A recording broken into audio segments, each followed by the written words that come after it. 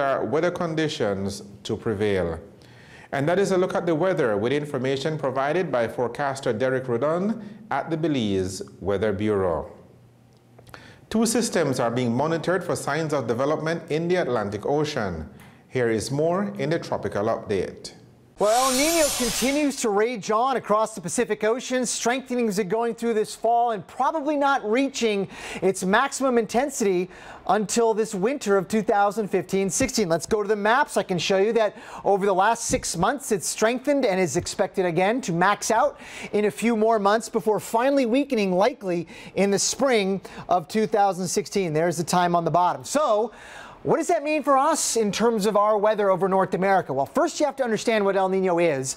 And in a little bit of a background here, El Nino refers to the warming of the ocean waters here in the tropical Pacific, where they are characteristically above average during El Nino phases. And what that typically does is increase the amount of thunderstorm activity or enhances the convection across this part of the world. And what that does in turn, this is like a sequence of events. You oftentimes get ridges in the upper atmosphere nearby those tall thunderstorms. And when that happens, a lot of times the jet stream gets deflected, and downstream from that you get these troughs and ridges, kind of like throwing a rock in the pond. There are downstream consequences. The ripples in the atmosphere move away from the source region. And a lot of times, in sort of the textbook scenario, you end up during winter time with a pattern during an El Nino where it's warmer than average in the north and drier and wetter and cooler in the southern tier of the U.S.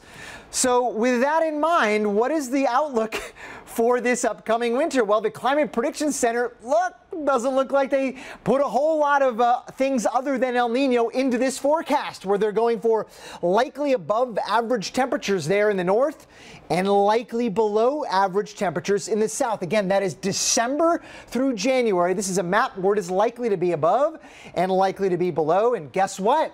It makes sense, right? With the textbook picture of El Nino and its consequences. This is the precipitation outlook from the Climate Prediction Center for that same period, December through January, where it is likely to be drier than average in the north and wetter than average in the south. Of course, there are a lot of other things that go into our ultimate outcomes, but El Nino certainly went into the calculus of building the Climate Prediction Center's forecast for this upcoming winter. To summarize the news, here are the main points again. BTL settlement agreement and the FCIB vesting bills passed through the House of Representatives.